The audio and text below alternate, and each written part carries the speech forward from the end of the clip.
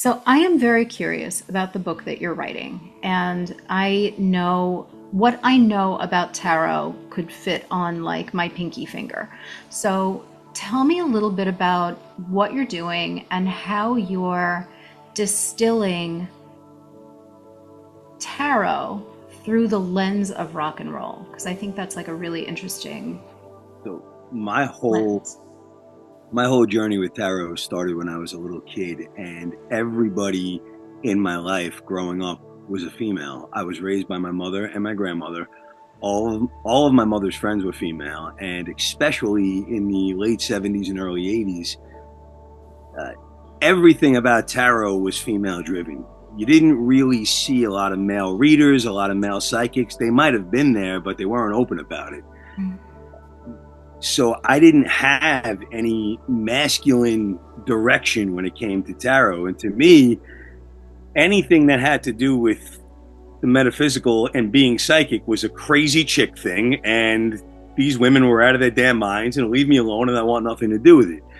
And I think that was a big reason why I shied away from it for all these years. So once I finally embraced it, I wanted to find a way that I could relay tarot to people that looked like me, not even necessarily male, but that didn't look like they were going to Woodstock 69 and were about to go dance naked in the forest and cast spells. I just wanted people that were into music and into more lively, concrete things to be able to understand it. And the only way I know how to speak to anyone is through music. I'm a rock and roll DJ. I'm a music freak. I learned music through reading my father's liner notes of his vinyl records laying on the concrete floor of the basement. So I thought that the easiest way for me to talk about tarot was to relay the messages through songs, Mhm. because it doesn't matter if you speak the language or not. You don't need to understand what somebody's saying in a song to know if they're in pain, to know if they're happy, to know if they're frustrated. Like, these are emotions that can be relayed through any language, through song. The crunch of a guitar can set the tone for what emotion you're feeling. The sound of a drum snapping can set the tone for what emotion you're feeling. So I thought a good way to talk about tarot through what I would consider normalcy would be through music. Mhm. Okay. And so you mentioned to me like the major arcana is made up of what? It's 22 cards? The major arcana is 22 cards. It's called the Fool's Journey. It's Okay. numbered 0 through 21. It starts with the image in most tarot decks of this man with all his clothes on a stick, stepping off of a cliff, not even looking at where he's going, with a dog or some kind of wolf nipping at his heels. And the idea of the fool has always been a romantic concept. He's leaping before he looks, he's leaving it all behind, he's starting new, and that's that. And what a great concept. You're leaving it all behind. Okay. But in rock and roll, in life, in music, that's a really stupid idea. If I called you and I said, "Hey, Trace, I just filled up my gas tank. I'm going to drive it as far as the tank will allow me. And wherever I run out of gas, that's where I'm going to park my car, start my new life, and call it home." You would have a serious talk with me because you'd think I lost my mind. Mhm. So I looked at that Fool's Journey and immediately thought of a song called Runaway Train by Soul Asylum. It's a song that came out in the early 90s that, even as a teenager, growing up in a really rough house, resonated with me, because it was all about a guy who just couldn't take it anymore and just wanted to get away. That's all it was. Runaway train, never going back. Wrong way on a one-way track. Seems like I should be getting somewhere, but somehow I'm neither here nor there. And that feeling stuck and needing it to leave it all behind. I always wondered about the fool. Why is he leaving it all behind? If somebody comes to you for a tarot reading, chances are things are not great. Nobody sits down for a tarot reading, for a therapy session, and goes, "You know what, Tracy? My life is awesome right now. Let's talk." Right. If the fool comes up to me and it's speaking to you about leaving it all behind, there has to be a reason behind it. And that reason can't be sunshine and rainbows. So I think of the song Runaway Train and I play it for someone, and immediately it's like a light bulb goes off. Ah, I get it now. Okay. So it helps people to sort of understand and frame their own life through the music. The method that I use when I teach tarot, the method that I use in the book, not only uses examples of my music selection, but my radio career and my tumultuous and crazy life. But it also lays out a formula where you can pick your own songs to help you understand and form your own method. I mean, my songs are a part of my journey that I picked through my experiences in my crazy house. Okay. You might have your own song that resonates with you and helps you associate with the food. Okay. And so you sort of lay that out and help people, like, here's the card. What song, what music resonates with you about this? Yeah. I lay out a quick scenario about the card and then I ask questions. I never give a statement because any tarot card reader worth a damn will tell you there's no such thing as the future. There's only possibilities. Mm-hmm. So you don't speak in absolutes. You speak in generalizations to start, okay, and then you hone in on whatever's going on and you ask questions to get someone to think. So like with the Fool, I lay it out. Think of a reason, think of a time in your life when you just wanted to leave it all behind. Why? What happened when you said, screw it, I'm out? See, I'm trying to be professional. And then I get you to think about your life and what went on in your life when you decided one day to abandon everything. Not that you did, but what was going on that made you think about doing something like that. And then you'll think of how old you were at the time or where you were living and what songs were you listening to at that time, who was coming to town in concert, what was the big hit that you couldn't get away from on the radio. And that's how I help you develop your own library of music to help understand what each tarot card means. Now, the major arcana is 22 cards. And then you have the minor arcana, which is split up of 14 cards in 4 suits: pentacles, wands, cups, and swords. Nobody likes it when the swords come up because those are the conflict cards. Okay. But I would equate it as the deep-rooted work that you do with therapy. When the swords come up, you got something that you need to take care of. So it's the ace through the 10, and the ace being 1, and then the page, the knight, the queen, and the king in most decks. They may vary depending on a specialty deck that you might be using. Mm-hmm. And there's personality in each card. There's scenarios in each card. Like the 5 of Cups might be one of the most harrowing cards. It's not being able to get over a loss and questioning how long you're going to hold on to trauma and pain and let it weigh you down and define you. Okay. Now, there are a million songs out there rooted in misery. There's a song by that same band, Soul Asylum, called Misery. We can start a company and make misery. You know, there's a million songs that you have had in your life when you needed a good cry or came on at the moment where you needed to let it all out, that you could equate to a song, to a card like that. Now, are those, in those suits, do they mirror like masculine, feminine energies, or are they at all connected to, like, what are they connected to? So of those 4 suits, what is each suit representative of, or is that a thing? Yeah, Pentacles is business, Swords is conflict, and Wands is action, and I forgot exactly what Cups is, because I always try not to be definitive with each card. So you mentioned masculine and feminine, and especially in today's society, those lines blur in many different circumstances. Now, take for I'm thinking example, about the energies of them, right? So the active versus the passive, the receptive, right, versus the dynamic, right? exactly. So in my life, I grew up with my mother and my grandmother.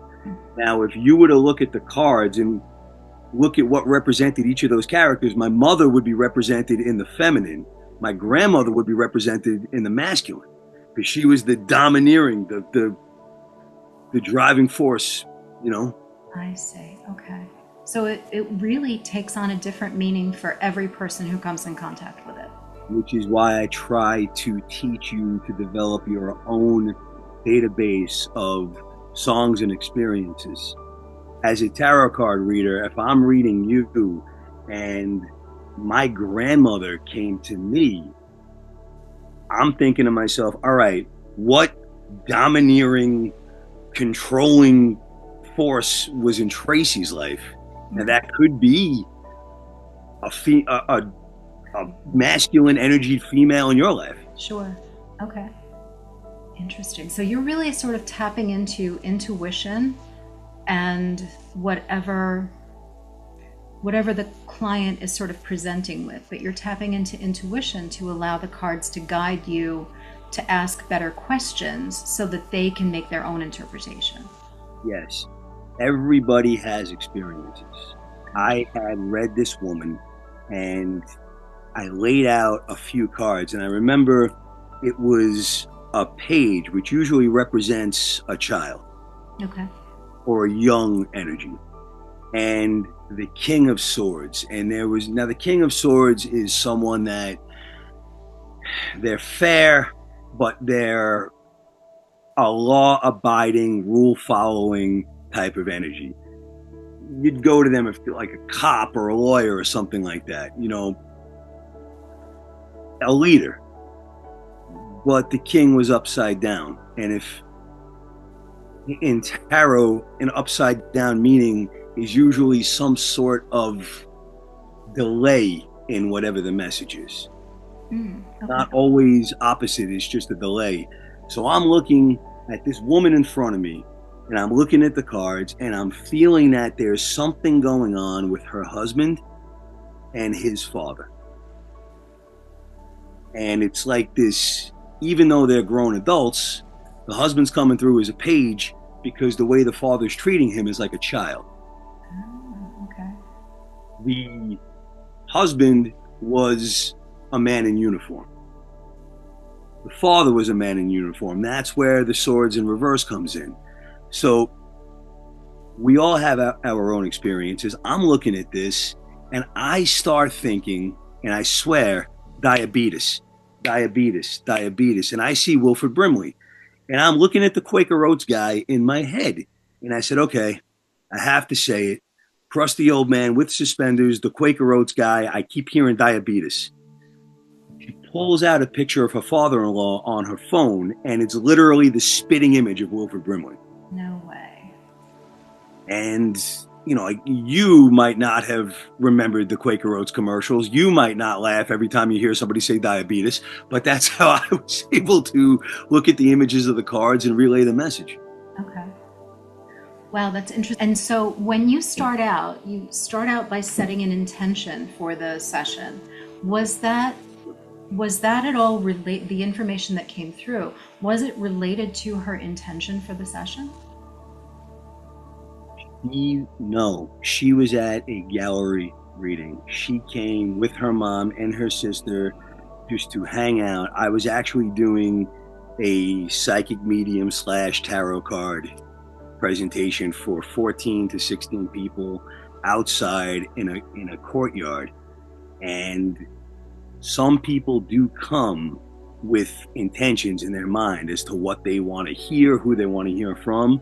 Others just come to hang out. And her and I talked afterwards, and she said she just came to hang out. However, her husband was going through this situation, and that's, I guess, what was on her mind.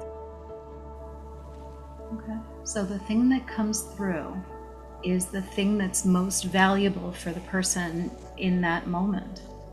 It might not be what they want. I've done readings. I actually read a woman who serendipitously used to be read by my mom. She didn't know who I was. She booked the reading through a third party, and as soon as I walked in, she recognized me from being a little kid. And I did the reading. The first thing that came up was her niece. And there was some serious medical issues going on with her niece. So I got the name of her niece. I got the name of her niece's mother who had passed away. And we did the full reading. Everything that the cards were saying, everything that my intuition was telling me kept going back to her niece. And I kept saying, does this resonate? Yeah, but I want to know about my son. Yeah, but I want to know about my son. And at the end of the reading, she walked up to the person and she said, I'm very disappointed. He didn't tell me anything about my son. And you can't take it personally, because some people, they're going to understand that what you're telling them is what's needed to be heard, or just what's coming up. I'm the messenger, and others just want to hear whatever it is they believe. So they'll bounce from psychic to psychic, like they'll bounce from therapist to therapist until they hear what they want to hear, not what they need to hear. That's interesting. Yeah, because in therapy especially, and in any kind of energy work, right, you're working through your deepest wisdom. And so I always tell people, like, this, it's not necessarily going to be your conscious goal for yourself. It is the goal that your inner wisdom, your soul, however you want to think about it, is most important for you to do this in the most efficacious, gentle, like, sensical way possible. And that might not make sense to you, but the universe has an interesting way of giving us more of whatever we need. And if we don't get it this time, relax, because it's bound to come around again.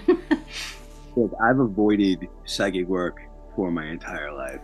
And then at 41 years old, after a second failed marriage, after my radio career falling apart again, and I'm still at the radio station where I started working 11 years ago, but nothing panned out the way I thought it was going to. And I felt more stuck than ever before, even before I got into radio, which was the only thing I ever got right. I broke down and went to see a psychic, which is the last thing I ever expected myself to do, because I couldn't stand this type of thing. Growing up, watching my mother relying on tarot cards to make every decision that she ever had, it turned me off to it. But time and again, everything that I tried kept falling apart, until the day I embraced the tarot and the metaphysical side of my life, when it was basically shoved down my throat. For months, I had been feeling like, at the weirdest times, the most random depressive feelings, like, to the point where I would want to break down and cry. I'm thinking to myself, am I going through menopause? Like, I'd be happy, and then out of nowhere, just start to cry, start to feel worthless. And one day during COVID, I was getting ready to do a Zoom interview with one of my favorite singers of all time, one of my closest friends. So I should have been happy. And the computer doesn't work, and I can't shake this feeling of grief. And I'm starting to feel like I'm not good enough for anything. The interview is going to start in 5 minutes. My computer won't get started. So I run to my landlord's house and say, can I borrow your computer? And just as she's about to hand it to me, she breaks down crying. I'm like, what's going on? She goes, I just got turned down for the job I applied for. I feel worthless. And it was at that moment that my feelings dissipated. my computer turned on. Take that for what it's worth. But the next day, I was on a plane with the mask on to Florida to go get tarot cards for my mother. Now, things didn't rectify themselves overnight, but I started to gravitate towards other people in this realm. I started to make new friends. I started to teach tarot. I now have a group of students that meet with me every week to learn. I don't talk to a lot of my old friends that haven't really served me well in years, but there was nothing else going on. I don't like to drink every night. I don't like to drink at 2 o'clock in the afternoon anymore. Once I embraced this side of my life, everything started to make a little bit more sense. Yeah, it's like it sounds like the depressive part of you was the part of you that just was out of alignment, right? And once you sort of bring things back into alignment, that feeling lifts. I feel like that's what so much depression and anxiety is just living out of alignment with yourself, with your friend group or your peer group, with like even spirituality, maybe especially spirituality, which I think is like, it's missing from so many aspects of our life. So we're like disconnected and feeling like we want to be connected, and that feeling, that chasm, is depression. For the first time, I've always wanted to write a book. I've always wanted to write songs. I've always wanted to do things with the creative part of my brain. And every time I sat down to do something, I just hit a wall. And, I grew up in a very cynical and practical family where it was always the question of, well, what are you going to do once you do it? Or how are you going to do it? Or what resources do you have? And now it's 5 years that I'm doing tarot and mediumship, I just decided to say, screw it. And I started writing, and I didn't have a plan.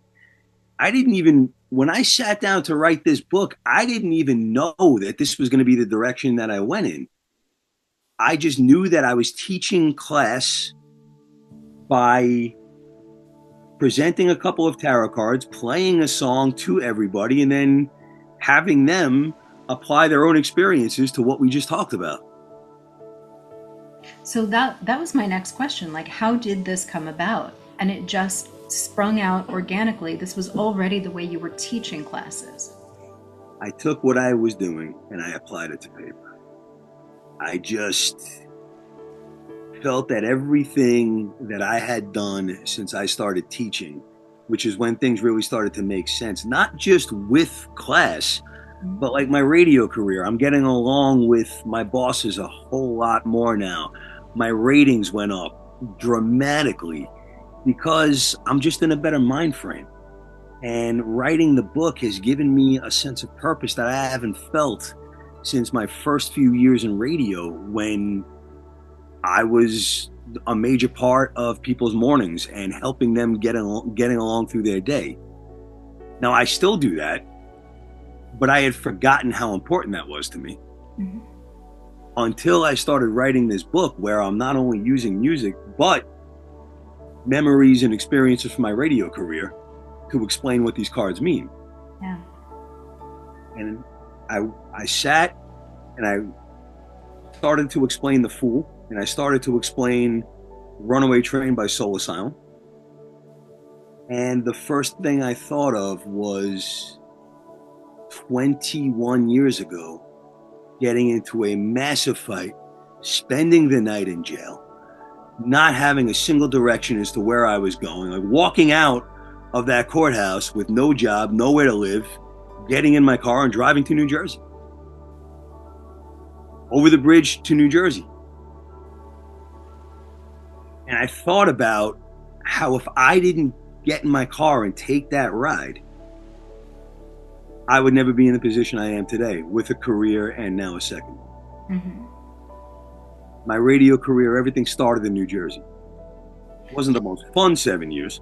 So what was waiting for you in New Jersey? The Connecticut School of Broadcasting. I I got a truck driving job down there, just like I was doing here. Okay. And I heard a commercial for the Connecticut School of Broadcasting, and there was a contest. You had to write an essay and you had to pick music. And I said, sure, why not? Sounds like fun. And I came in like third. And then I figured, you know what? I got this far. The girl I was dating co signed a loan, and I wound up taking out this ridiculous loan where I wound up paying $21,000 for a $10,000 tuition.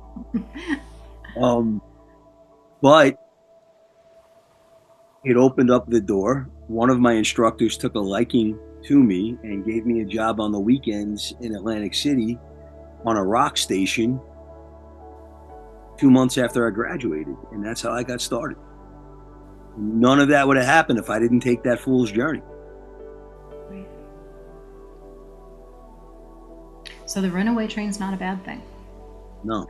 Letting life take you on its journey without being too controlling pays off sometimes, a lot of times.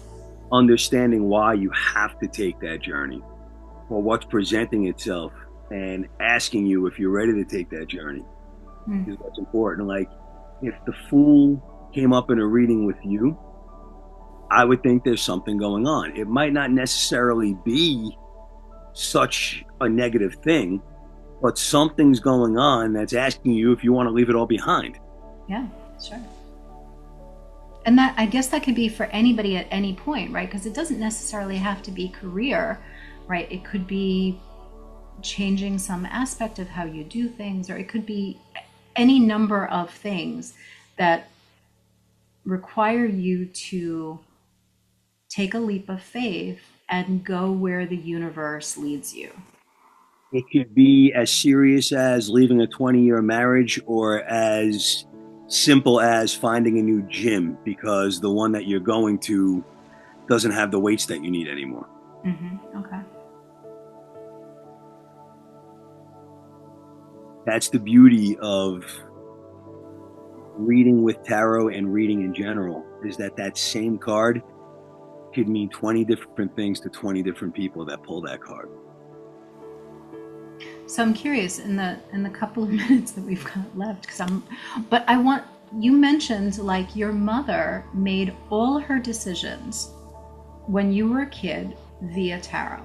And I hear that a lot from people, from clients, whatever, that they're like kind of frantically searching for an answer. And it always feels like to me like they're trying to abdicate responsibility to the cards, what the cards say, and so they're trying to figure it out, but they don't necessarily have the grounded connection to that, and so it feels very like frantic and desperate, right? Like trying to get answers from somewhere. Can you talk a little bit about that? Was that your experience growing up? I think there's one of two reasons why people rely on metaphysical advice or therapeutic advice rather than make decisions on their own. It's either that they really don't have the self-esteem and the confidence to make a decision on their own and they need advice from somewhere else, or they'll always have someone or something to blame if it doesn't go the way that they want. Oh, that's interesting. Yeah. And I've watched it happen where people have blamed my mother. I've watched it happen where people have blamed me. I think that many times people don't make decisions based on their own intuition because they're afraid of either it turning out wrong or turning out right. And at least if somebody else gave them the advice, then they're to blame if it blows up in their face. Well, it's all kind of six of one, half a dozen of the other, right? Because because like I said, it'll all come back around. Like whether you do it wrong or you do it right. I mean, if you do it wrong, you're gonna get a chance to do it over again because the universe doesn't give you a pass on that, right? Like, right? So it'll come back around.